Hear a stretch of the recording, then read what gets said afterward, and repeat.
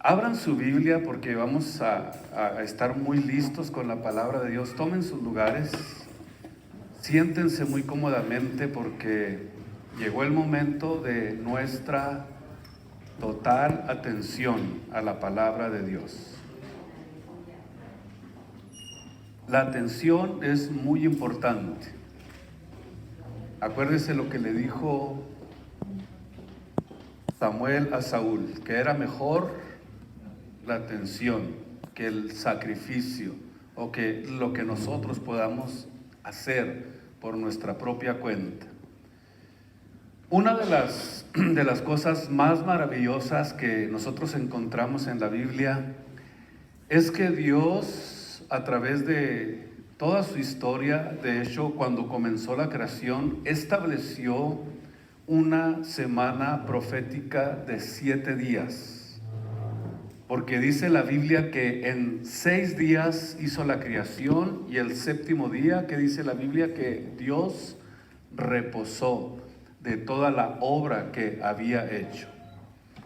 A partir de la semana que estableció y se la dio a Israel para que descansaran el séptimo día, a nosotros decíamos nuestra enseñanza anterior que nos dio el primer día de la semana, que es el domingo. Antes yo ya hablé de esto, así que el que desee conocer un poquito más, le recomiendo que escuche esa enseñanza. Y también dice la Biblia que le dio la semana de años. Y este patrón, lo vemos de una forma muy clara en la historia de la Biblia, de la palabra de Dios, sus 6,000 o más de 6,000 años de historia que tiene la Biblia.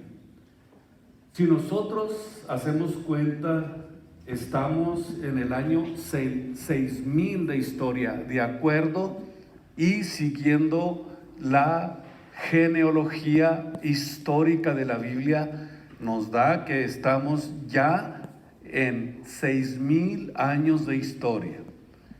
Y la pregunta, ¿qué es lo que sigue después de tener ya 6,000 años de historia para que se cumpla el número 7 o el séptimo día, que Dios lo distribuye en semanas, en días y en años? ¿Qué sigue? Decíamos que sigue el día sabático o el milenio, que es el reino que Cristo prometió y es considerado, escuchen ustedes, el descanso para nosotros, para la iglesia de Jesucristo y para los judíos que se conviertan a Jesucristo. Así que viene nuestro día de descanso, nuestro día de reposo. Y ahora, ¿cuánto más tiempo pudiéramos decir que nos faltan para que se acaben los 2,000 años de gracia que estamos viviendo? Y sepamos de alguna forma por qué dice la Biblia que nadie puede poner una fecha para la venida de Cristo. Es verdad, no podemos decir en tal día viene Cristo o en tal fecha. Pero por las profecías, por lo que Cristo nos dijo, podemos nosotros bíblicamente entender lo que Jesús dijo que estaría sucediendo en la recta final. Dijo que habría señales. Cristo nos dio ideas, nos dio de alguna forma algunas profecías para que pudiéramos saberlo, y también nos dijo cómo estaría el mundo en la recta final. O sea que todo lo que habla Mateo 24 lo podemos utilizar como base para darnos cuenta si realmente el mundo está madurando a lo que Cristo dijo que sucedería en la recta final. Ya no es nada extraño ver cómo el mundo es un Sodoma y Gomorra. Vemos la maldad aumentada por todos lados. Vemos la apostasía en todo su apogeo en esta época, y esas son las señales que Cristo nos dio para que nos diéramos cuenta que el tiempo ya está muy cercano. Y lo que sabemos es que estamos ya prácticamente en el año 6000 y que estamos ya, estoy seguro, muy próximos a salir de este mundo. Eso es lo que creo, porque eso es lo que Dios nos ha prometido. Entonces, para que Dios trate con Israel, tiene que irse la iglesia en el tiempo de la gran tribulación. Vemos entonces que esa semana que está establecida en la Biblia es un asunto que Dios tiene que tratar con su pueblo Israel. Pero de eso vamos a hablar un poquito más adelante. Vemos que estos 6 días que estableció Dios en el principio de la creación se repiten por todo el Antiguo Testamento. Por ejemplo, vamos ahora sí a la Biblia, Éxodo capítulo 24, versículo 16, para comenzar y continuar con esta enseñanza que estamos desarrollando. Éxodo 24, y vamos a leer el versículo 16. Y dice: y la gloria de Jehová reposó sobre el monte Sinaí, y la nube lo cubrió por 8 días. No, ¿cuántos? Por 6 días. Escuchen esto, es muy interesante. La gloria del Señor reposó sobre el Sinaí por 6 días. Y al 7º día llamó a Moisés, óigame bien, de en medio de la nube. Vamos a ver que lo que realmente sucedió aquí no es ninguna coincidencia, por supuesto que no. No es una coincidencia porque nunca encontramos nosotros en la Biblia un número que Dios haya dicho o un simbolismo sin que Dios lo relacione con la gematría que tiene que ver con el simbolismo profético y el sistema numérico que los judíos utilizaron para saber los tiempos y las dispensaciones en las que estaban viviendo. Como Simeón, ustedes saben la historia de Simeón. Cuando él estaba ya anciano y lleno de días y estaba a punto de morir, se dio cuenta por la Biblia y por el sistema que Dios estableció con los judíos, que el Mesías había ya nacido. Y dice la Biblia que él, al ver al Mesías, dijo: ahora sí, ya puedo morir en paz, porque he visto la profecía cumplirse delante de mis ojos. Entonces es interesante de que cómo Dios aquí trata con Moisés, y Moisés debía de esperar 6 días. Y en el 7º día en que Dios se iba a encontrar con él, escuchen esto, 6 días esperando el momento para encontrarse con Dios. Esto es algo que nosotros tenemos que tenerlo muy en mente para poder comprender que el encuentro con Jesús es inminente para el día de nuestro descanso. El encuentro con Cristo es pudiéramos decir, la profecía más profunda, más gloriosa, más interesante que la iglesia de Jesucristo está esperando. Ya hemos nosotros esperado 6000 años para que se cumpla la promesa de encontrarnos con Dios. Y quiero decirle que estamos a punto de entrar en el 7º año, que es el milenio, el día de nuestro reposo, donde la Biblia dice que reinaremos con Jesús por 1000 años. Quiere decir entonces que Dios durante todo este tiempo ha ido planeando, ha ido pavimentando el camino y preparando todas las cosas para el día del gran día que le espera a la iglesia de Jesucristo. Tenemos la promesa de que eso Dios nos lo va a cumplir, encontrarnos con Él. Vamos a ver otro ejemplo donde se repite este mismo patrón que acabamos de ver, y lo vamos a ver en el libro de Josué, Y vamos a abrir la Biblia en el capítulo 6 del libro de Josué. Vamos a leer versículo 3. Cercaréis pues la ciudad, todos los hombres de guerra, yendo alrededor de la ciudad una vez. Y esto lo van a hacer ¿por cuánto tiempo? Por 6 días. Vamos aquí a ver cosas que son muy importantes y que pueden animarnos para darnos cuenta que sí, efectivamente, ya estamos nosotros por entrar al séptimo día, al séptimo milenio, al tiempo del descanso, al tiempo de las promesas que Dios va a cumplir con su iglesia, con sus redimidos. Y vamos a continuar, versículo 4. Y 7 sacerdotes llevarán 7 bocinas de cuernos de carnero delante del arca, y al séptimo día, aquí está el secreto, y al séptimo día daréis 7 vueltas a la ciudad, y los sacerdotes tocarán las bocinas, los chofares, las trompetas, y era la orden de Dios. 6 días, den una vuelta por día. El séptimo día, den 7 vueltas, alabando, glorificando a Dios, exaltando su nombre y con todo ímpetu para que la gloria de Dios pudiera manifestarse.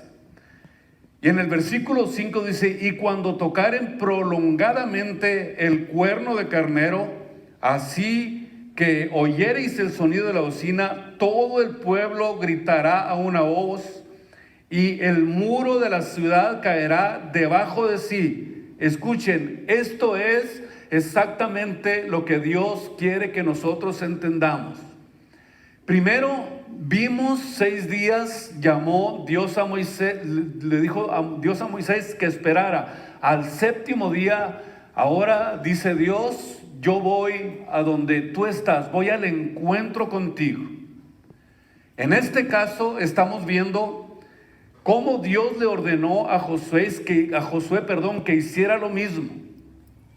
Le estaba diciendo: trabaja 6 días, haz la tarea de evangelista, como dijo el apóstol Pablo, trabaja en la obra de Dios, mantente alerta, cuida tu salvación, trabaja en el área espiritual, mantente firme por 6 días, 6 días, para que cuando llegue el tiempo de mi turno, dice Dios, cuando llegue el tiempo en el que yo tengo que entrar, voy a entrar de una forma en que vas a poder con toda contundencia ver que yo realmente sí cumplo las cosas que prometo. Durante 6 días es el tiempo de espera. Al séptimo día dice: yo voy a salir a recibirte. En otras palabras, trabaja 6 días y en el séptimo día yo vengo a tu encuentro. Ahora me toca a mí. Ahora en el séptimo día es mi turno.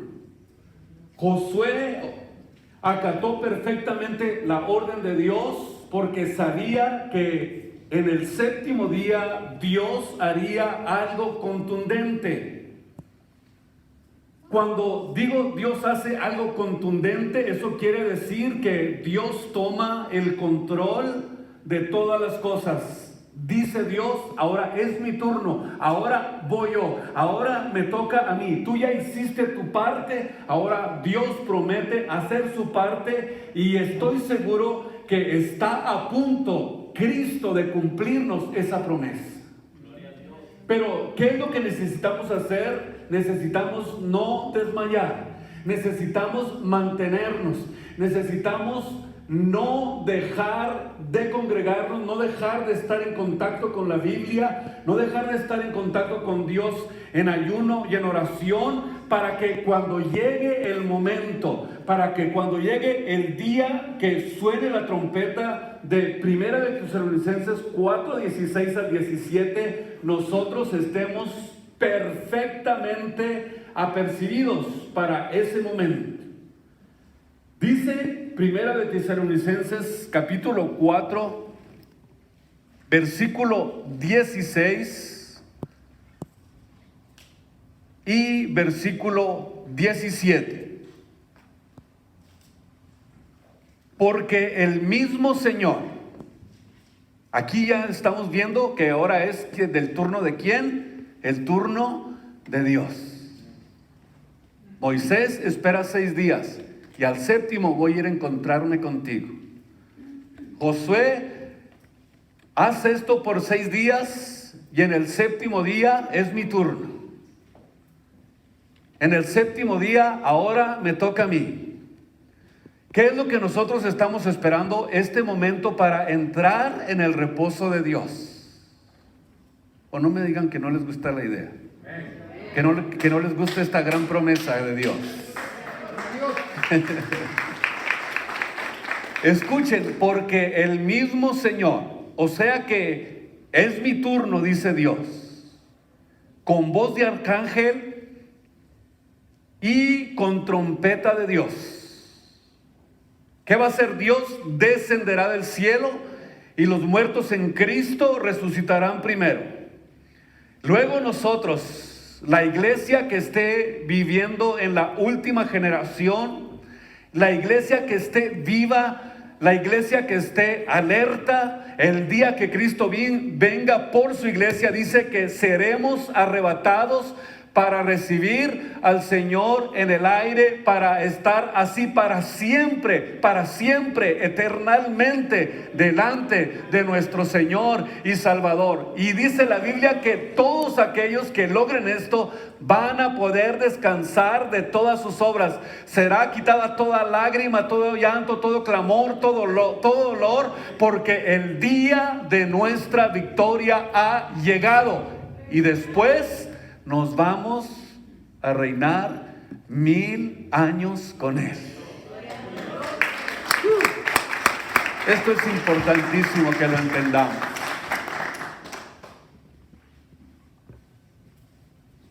Por tanto, dice el versículo 18, anímense, consuélense los unos a los otros con estas palabras. ¿Qué nos dice Dios después de 6 días? Entro yo en el escenario. Es más, no puede pasar nada en esta tierra mientras esté la iglesia de Jesucristo. El diablo hará planes, el diablo querrá hacer de las suyas, pero dice la Biblia que no va a poder llevar a cabo sus planes mientras la iglesia de Jesucristo esté aquí, porque es un impedimento para que se desate la ira de Dios. Pero sin embargo, el día que nosotros nos vayamos, dice Isaías 8, que miraremos a la tierra y habrá ¿qué? Tinieblas y tribulación. Pero esto no va a suceder mientras la iglesia esté aquí, porque no nos ha puesto Dios para ira, sino para alcanzar misericordia por medio de nuestro Señor y Salvador Jesucristo. Él nos prometió el descanso, Él nos prometió reinar, Él nos prometió que nos vendría a sacar de esta tierra, y dijo Jesús, para que donde yo estoy, ustedes estén conmigo. Qué seguridad tan tremenda. Esto es como para brincar de la silla. Brinquen si quieren. Con trompeta de Dios, o sea, trompeta de Dios, pudiéramos decir que es el llamado divino que es ilustrado por la trompeta de Éxodo 19, 16 al versículo 19. Este llamado de trompeta, decía, es el llamado de Dios que señalaba el momento para reunirse con Dios. Qué interesante, qué importante, qué glorioso poder comprender lo que la Biblia nos dice, poder descifrar la palabra de Dios y darnos cuenta que realmente ya estamos en el tiempo señalado por Dios, ya estamos cerca, estamos más cerca de lo que nosotros nos pudiéramos imaginar. En este acontecimiento, cuando Dios los llamó para que pudieran venir a encontrarse con él. Fue tan impresionante la experiencia que los israelitas tuvieron, que hasta tuvieron miedo de lo que Dios estaba haciendo con ellos, porque era algo desproporcional. Y eso es exactamente lo que Dios va a hacer con nosotros. Va a ser algo desproporcional, algo que no sé cómo lo iremos a asimilar, pero en la venida de Cristo se va a destruir toda emoción que tenemos dentro, y se va a desbordar de una forma impresionante. Algo que no vamos a poder explicar. Cosas que ojo no vio, ni oído oyó, ni que siquiera han pasado por la mente del hombre. Eso es lo que va a suceder en el momento en que tengamos que reunirnos con Dios, porque será la trompeta de liberación definitiva de este cuerpo de pecado. La liberación definitiva de un cuerpo que nos tiene aprisionados, que nos tiene encarcelados, que nos tiene detenidos, pero que por fin seremos liberados para poder disfrutar eternamente de la gloria de nuestro Dios y Salvador Jesucristo. Amén, amén. Dice 1 Corintios 15:52 que el sonido de esta trompeta va a ser como en un abrir y cerrar de ojos. Así, en un momento, en un abrir y cerrar de ojos, a la final trompeta, porque será tocada la trompeta y los muertos serán levantados, dice la Biblia, sin corrupción, y nosotros seremos transformados para estar con Él. Seremos transformados. En el libro de Marcos, capítulo 9, vemos cómo se repite nuevamente lo que estamos descifrando, lo que estamos tratando de comprender para entender los tiempos y las dispensaciones. También dijo Jesús, libro de Marcos 9:1, de cierto os digo, de que hay algunos de los que están aquí que no gustarán la muerte, hasta que hayan visto el reino de Dios que viene con potencia o con poder. Y 6 días después, escuchen, ¿por qué 6 días? No es casualidad. Tomó Jesús a Pedro, a Jacobo y a Juan y los sacó aparte a un monte alto. ¿Y qué dice la Biblia? Que fue transfigurado, o sea, Cristo se transfiguró delante de ellos, de tal manera que sus vestidos se vieron resplandecientes, blancos como la nieve, algo fuera de sí, algo fuera de lo común. ¿Qué es lo que estamos viendo? La repetición de los 6 días, y nos da a entender que en el 7º día algo extraordinario tiene que suceder. 6 días después se lo lleva.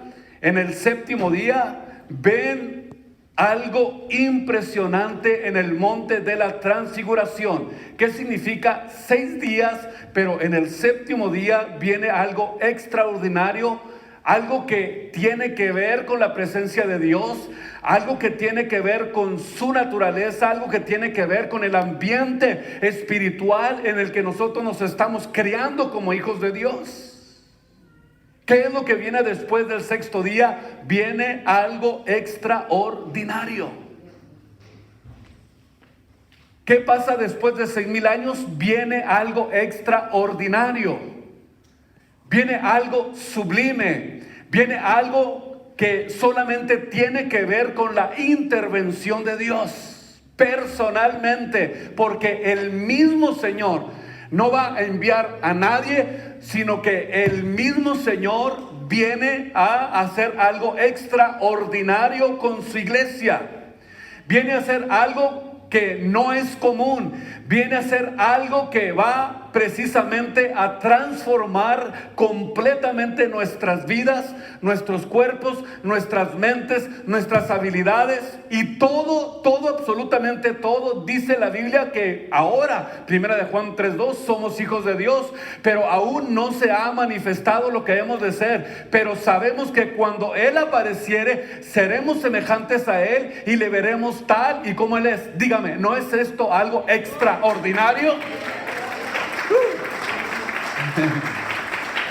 Claro que sí. Es algo extraordinario lo que Dios está preparando para aquellos que le aman y esperan con paciencia su venida. ¿Cuál es el simbolismo de estos números? Sabemos que el número 6 representa al ser humano, porque el sexto día, dice, Dios crió a Adán y a Eva. El 6 es el número del hombre. Y en Apocalipsis capítulo 13, vean ustedes cómo está relacionado el 6, exactamente como la Biblia lo enseña, con el hombre. En Apocalipsis capítulo 13, versículo 18, dice la Biblia: aquí hay sabiduría. Tengan entendimiento. Abran bien sus antenitas. Capten exactamente el mensaje que Dios quiere darle a sus hijos. El que tiene entendimiento, cuente el número de la bestia. ¿Cuál es el número? 666.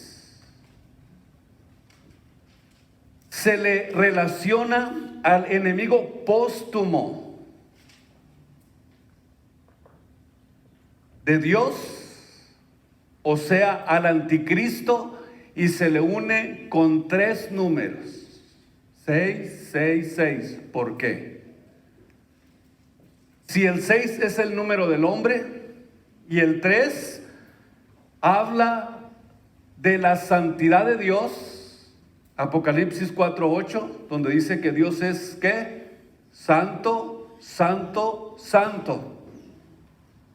Al igual que Isaías 6:3. Esa es la alabanza que hay en el reino de los cielos. Todo el ejército angelical, querubines, serafines, están dando gloria a Dios. Santo, santo, santo. 3 veces santo.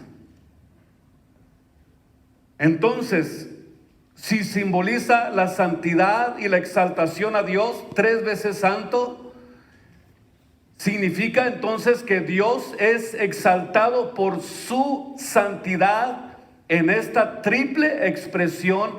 Y nos damos cuenta que el anticristo, cuando utiliza el número de 666, es el hombre elevado a Dios.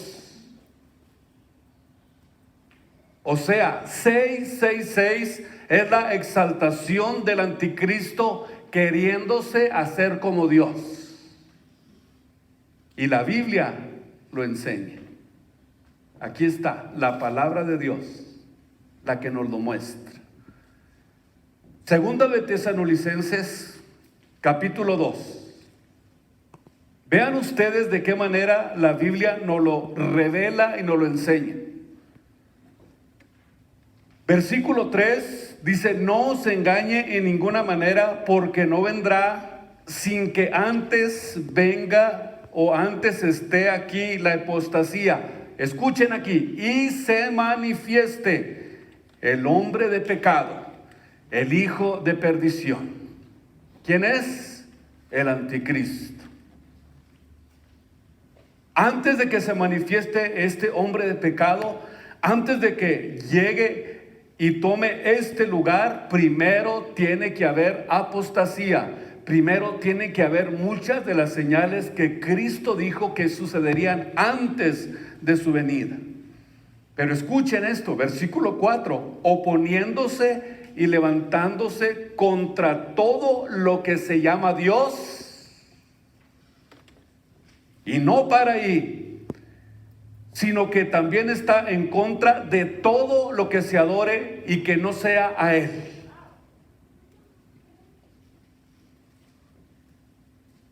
Tanto que se asiente, escuchen esto, en el templo de Dios en Jerusalén, haciéndose parecer a Dios.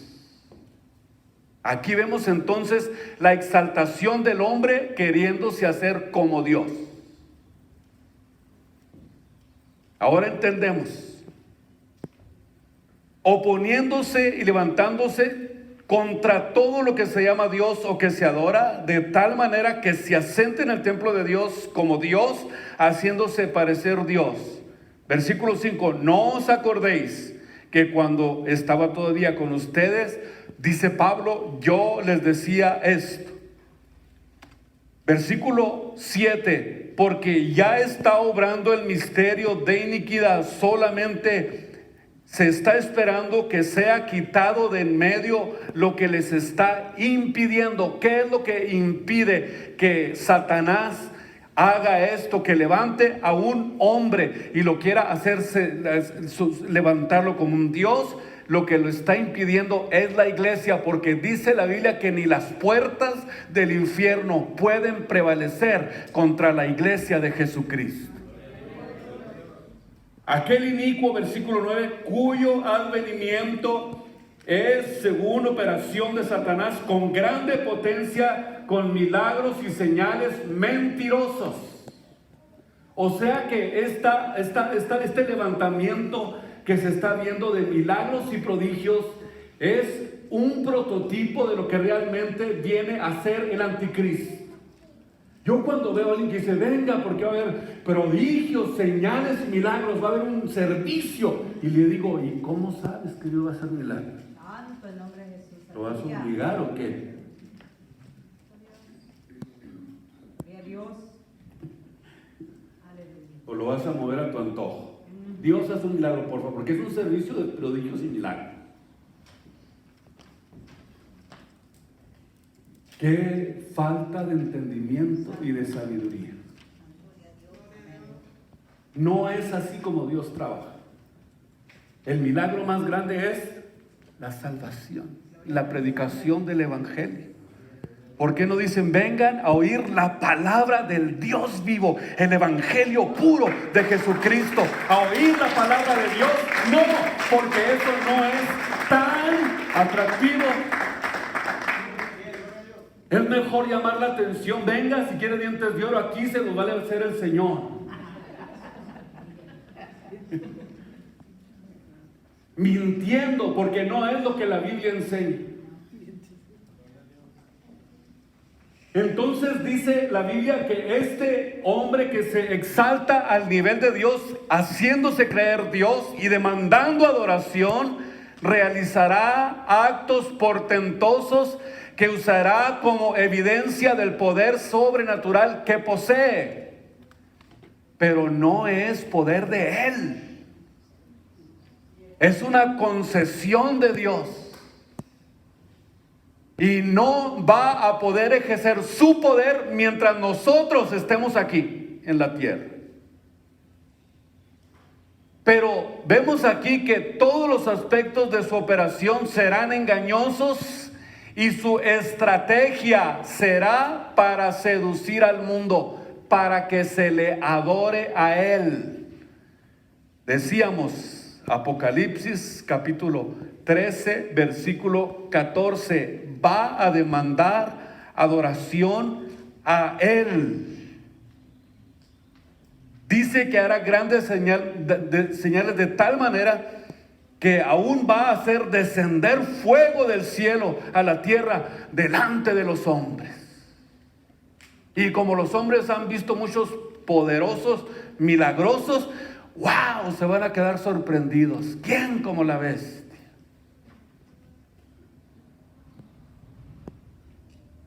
Y en los versículos 3 y versículo 4, pongan mucha atención de Apocalipsis, capítulo 13. Léanlos con una lupa. Apocalipsis, capítulo 13, versículo 3 y versículo 4. Escuchen.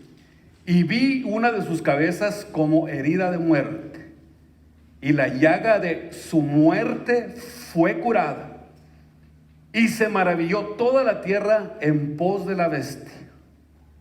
Escuchen, y adoraron al dragón que había dado la potestad a la bestia, y adoraron a la bestia diciendo: ¿quién podrá ser semejante a la bestia y quién podrá lidiar con ella? Escuchen esto, en estos versículos vemos que está hasta imitando la muerte y la resurrección de Jesucristo.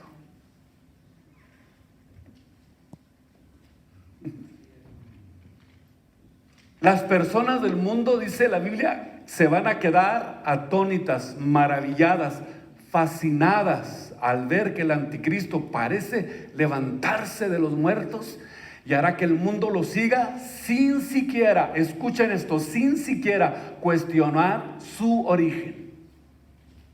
Pero por supuesto que es una muerte y resurrección ficticia, protagonizada falsamente por el anticristo como parte, escuchen ustedes, de su espectáculo engañoso. Y queriendo imitar a Cristo, por eso es anticristo. Ahora nos damos cuenta y la razón por qué los milagros no evidencian la verdad. No solamente los prodigios y milagros evidencian la verdad. ¿Saben ustedes por qué? Porque Daniel también dijo algo muy interesante en el capítulo 11, versículo 36, acerca precisamente de este personaje del que estamos estudiando. Dijo Daniel que el rey se hará a su voluntad y se enseñoreará y se engrandecerá sobre todo Dios. Se va a engrandecer más que Dios y va a demandar adoración, y el que no tenga la marca de la bestia, que es el 666, aquí hay sabiduría, dice la Biblia. Aquí hay sabiduría. Tienes que entender esto. Vemos entonces en toda la Biblia que tiene un significado. Entonces el número 6 es el número del hombre y el número 7 es el número de la perfección moral de Dios. Por ejemplo, el menorá. ¿Saben lo que es el menorá? Bueno, no sé cómo ustedes lo conozcan, el menorá o el candelero de oro que estaba en el tabernáculo. Es ese. ¿Ya lo miraron? Ese es el menorá. ¿Cuántas ramitas tiene el menorá? 7, ¿verdad? Este instrumento en el Antiguo Testamento significaba la luz de Dios, el menorá. Lo tenía que encender el sacerdote para poder administrar dentro del tabernáculo y poder tener luz. 3 ramas a la izquierda, 3 ramas a la derecha. ¿Qué significa 3 y 3? 6. Entonces encontramos aquí que el hombre unido a Cristo encuentra la perfección y la santidad de Dios. O sea que nosotros sin Dios somos imperfectos. Ahora, 3 y 3 de cada lado también habla de la participación de Dios de carne y sangre. 3:3 habla de la participación de carne y sangre, como dice Hebreos 2:14, Dios participó de carne y sangre, Pero dice Filipenses capítulo 2, versículo 7, que participó de carne y sangre, pero dice que Dios lo ensalzó a lo sumo. O sea que es el número 7, es que está en el centro, es la exaltación de Dios a la perfección, que es el número 7. Dice que se anonadó a sí mismo tomando forma de siervo, hecho semejante a los hombres. Sin embargo, se anonadó a sí mismo tomando forma de siervo y hallado en la condición como hombre, se humilló hasta la muerte, hecho obediente hasta la muerte y muerte de cruz.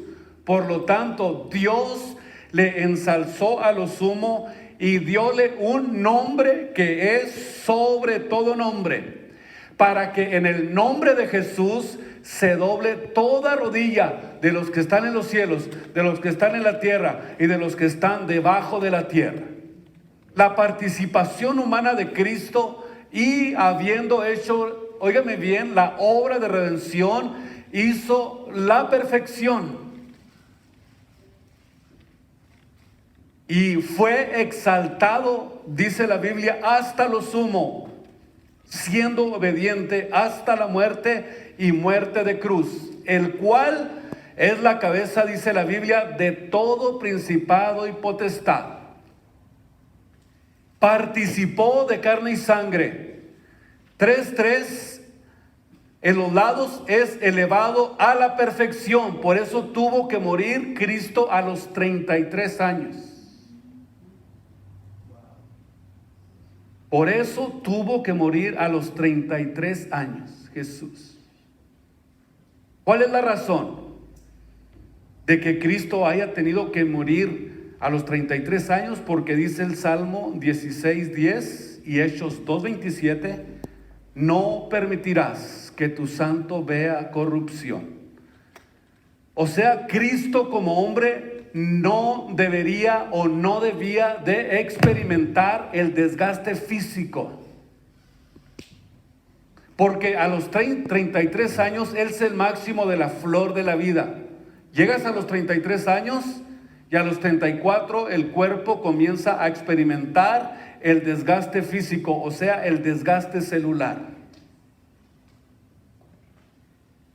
Y comienza desde ese momento a actuar la primera y la segunda ley de la termodinámica, que es la ley del desgaste.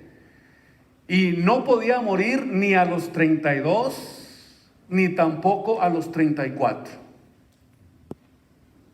Por eso cuando lo querían matar, que vas a ver, te vamos a matar y te vamos a despeñar aquí, te vamos a acabar contigo. Y Cristo tranquilamente los miraba, decía, excuse me, todavía no es mi tiempo, déjame chance para pasar. Y se iba por el medio de ellos. ¿Por qué? Porque no era el tiempo.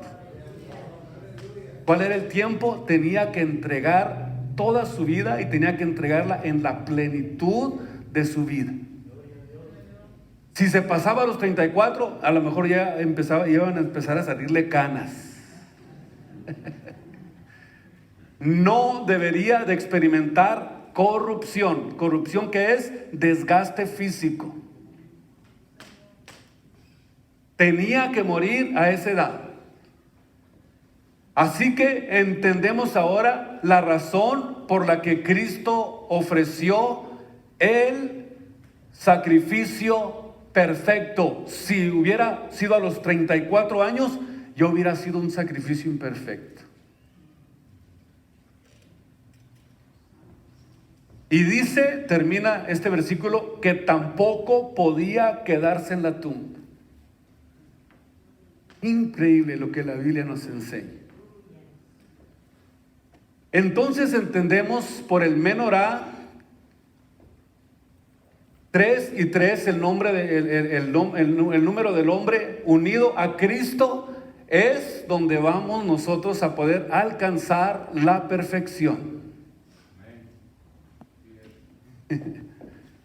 Qué preciosa es la Biblia. Sin Jesús estamos incompletos. Tenemos que estar unidos a Él para que nuestra vida sea completamente restaurada, para que ya no haya un desgaste en nosotros. Yo he venido para que tengan vida, dijo Jesús, y la tengan en abundancia. O sea, yo vine a restaurarlos del desgaste. Y no se preocupen por el desgaste, no se preocupen por las arrugas, no se preocupen por las canas, no se preocupen por eso, porque si esta tienda terrestre se deshace, tienen en el reino de los cielos, ¿qué? Un edificio. Mejor que el epidermis.